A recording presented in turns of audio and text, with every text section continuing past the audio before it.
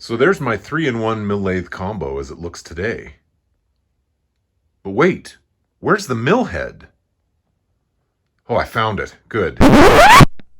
So I made my first YouTube video a little over a year ago. I'm not gonna lie, the video is horrible. I was learning to use the editing software. I wasn't very good at putting together monologues, and frankly, it sucks. Because of that, I am going to be pulling that video off of YouTube, but there's some good information there. So this video is DIY Mill Build 2.0, and it will hopefully be the video that the first video should have been.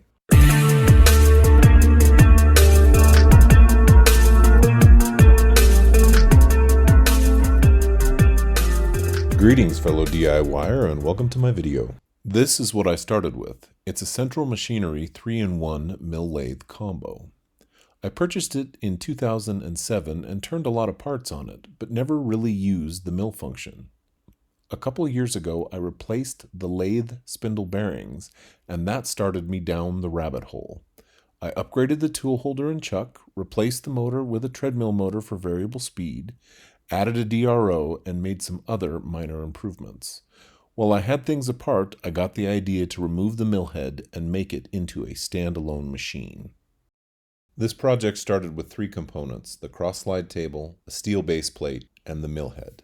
I had to machine an adapter plate to fit to the bottom of the mill head. This was simply done by chucking up a square plate into the lathe, boring it out to the diameter opening that I needed, and then shaping it to match the bottom of the mill head. From there, I cut risers in various heights to determine exactly what height I wanted to mount everything at. Obviously, little 1-inch tubes are not going to have the rigidity that is needed for a mill, but it was a good foundation to get things adjusted and get a height that I thought would be appropriate for the machine. Tubing and other support structure was added to the base plate to give it strength and rigidity, and then the column was boxed in to make it solid. This column was also filled with lead to add extra mass and weight to help reduce vibration and chatter. The final result is a solid connection between the mill head and the cross-slide table. When I began this project, I started with a cross-slide table from Grizzly, and it looked like things were going to work pretty well with said table. But then I realized that the Y-axis lead screw went the wrong direction. In other words, as I turned the hand wheel, it went the opposite direction of most lathes or mills, and I knew that that was a recipe for disaster. So I decided to order a different cross-slide table through eBay. The Grizzly one is pictured at the top, the eBay one is pictured at the bottom. I put a DRO on this as well. The scales were easy to mount to the table, but the Z-axis proved to be a little more challenging. I fabricated a compression ring to go around the base of the mill spindle, and then bracketry to tie it all into the scale for the Z-axis DRO. And then that's my power supply there in the back. For more information on how I put together this power supply, go to dayscars.com, click on Tech Articles, and drop down to Variable Speed Shop Tools. This will give detailed information on how to put together a power supply. I also have several other videos containing information on powering a treadmill motor. We have master power, which turns on the RPM meter, some fans inside. Second switch is for the mill itself. See it coming on.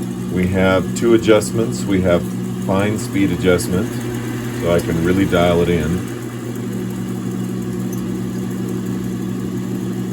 And we have coarse speed adjustment.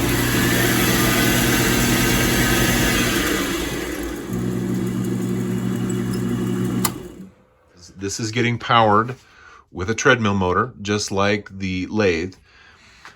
I also added power feed to this.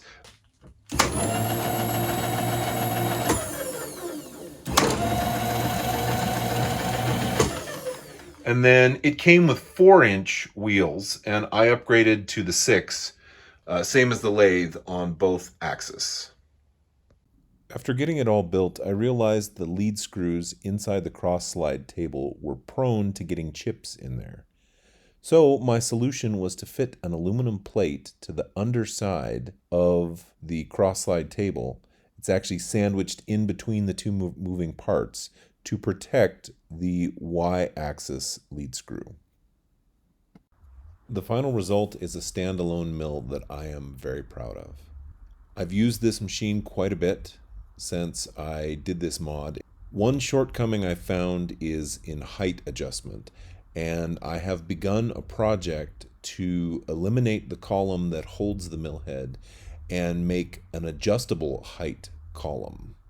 But that is a future project and a future video. Subscribe so that you'll get notification as soon as that video is available. If you like what you've seen, please click like. If you'd like to see more, please subscribe. Thanks for watching.